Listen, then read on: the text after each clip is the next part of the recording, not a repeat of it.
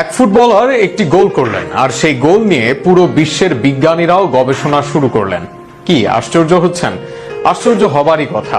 যদিও ফুটবল নিয়ে বিজ্ঞানীদের কোনো মাথা ব্যথা নেই, তবে বিজ্ঞান আছে সবকিছুতেই। বুলেট ম্যান খ্যাত রবার্তো কার্লোস করেছিলেন সেই অবাক করা গোল। সেই গোল আর কার্লোসের জীবন ও ক্যারিয়ার নিয়ে বিস্তারিত থাকছে প্রতিবেদনে। ব্রাজিলে জন্মগ্রহণ করেছেন ফ্রি কিকের জাদুকর রবার্তো কার্লোসও। ব্রাজিলের বেশিরভাগ ফুটবলারের মতোই দারিদ্র এক পরিবার থেকে উঠে আসা কার্লোস ইতিহাসের অন্যতম সেরা লেফট ব্যাক। একসময় বাস ভাড়ার অভাবে পায়ে হেঁটে ট্রায়াল দিতে যাওয়া কার্লোস হয়েছিলেন ব্রাজিল ও মাদ্রিদের অন্যতম কিংবদন্তি। বুলেট গতির সব ফ্রি কিক নিতে পারতেন বলে তাকে ডাকা হয় দ্য বুলেট ম্যান নামে।